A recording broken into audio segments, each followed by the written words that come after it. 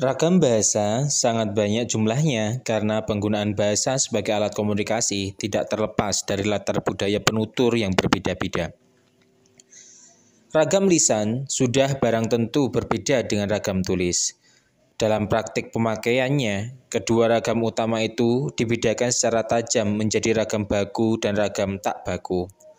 Pemakaian ragam baku dan tak baku bergantung pada situasi dan cara pandang penutur terhadap mitra berbahasanya.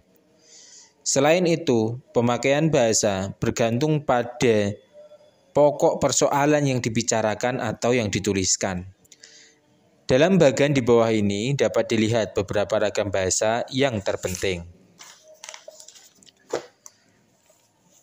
Bisa dilihat, ragam bahasa dibedakan menjadi 3, yaitu berdasarkan cara berkomunikasinya, yang mana ada ragam lisan dan ragam tulis, berdasarkan cara pandang penutur, ada ragam dialek, ragam terpelajar, ragam resmi, dan ragam tak resmi. Dan juga ada berdasarkan topik pembicaraannya, ragam hukum, ragam bisnis, ragam sastra, ragam kedokteran, dan lain sejenisnya. Dari keseluruhan ragam yang ditampilkan di atas, yang akan diulas agak mendalam di sini adalah ragam lisan dan ragam tulis. Seluruh ragam lainnya dapat disajikan secara lisan dan tertulis. Dalam praktik pemakaiannya, para penutur bahasa Indonesia tentu dapat merasakan perbedaan antara kedua ragam utama tersebut. Perbedaan itu dapat dirinci sebagai berikut. Pertama, ragam lisan menghendaki adanya lawan bicara yang siap mendengar apa yang diucapkan oleh seseorang.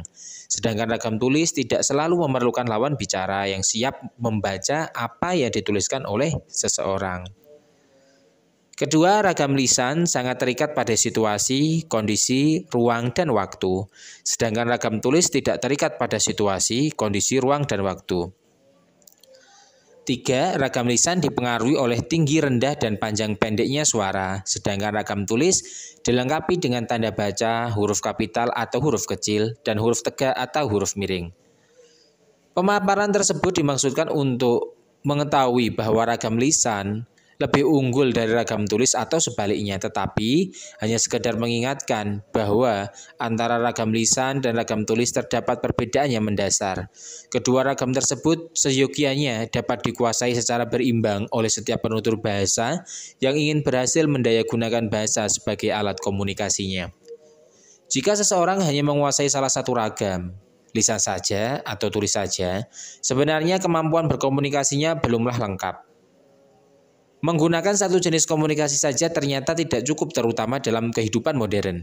Alangkah idealnya jika di satu sisi seseorang terampil berbicara, berceramah, berdiskusi, dan di lain sisi ia terampil pula menulis surat, menulis makalah, menulis artikel. Jadi, berkomunikasi secara lisan dan secara tertulis sama pentingnya karena antara keduanya dapat saling melengkapi.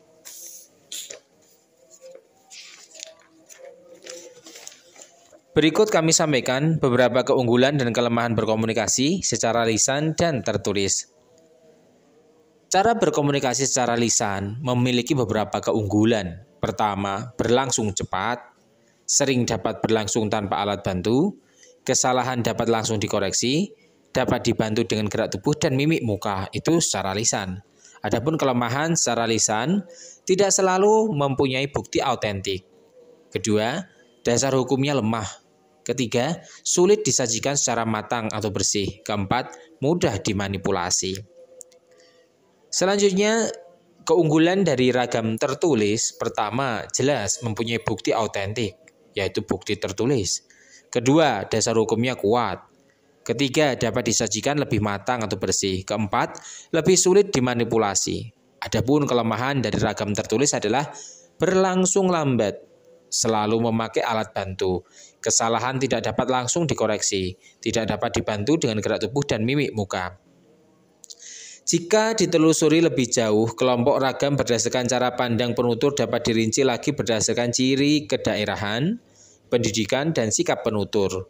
Sehingga di samping ragam yang tertera pada bagian di atas, terdapat pula ragam menurut daerah, ragam menurut pendidikan, dan ragam menurut sikap penutur. Ragam menurut daerah akan muncul jika para penutur dan mitra berkomunikasi berasal dari suku atau etnik yang sama. Pilihan ragam akan beralih jika para pelakunya multi etnik atau suasana berubah. Misalnya, dari tak resmi menjadi resmi. Penetapan ragam yang dipakai bergantung pada situasi, kondisi, topik pembicaraan, serta bentuk hubungan antar pelaku. Berbagai faktor tadi akan mempengaruhi cara pandang penutur untuk menetapkan salah satu ragam yang digunakan. Dalam praktek pemakaiannya, di antara ragam-ragam yang ditampilkan dalam bagian yang telah disampaikan sebelumnya, terdapat kesamaan dalam hal pemakaian kata.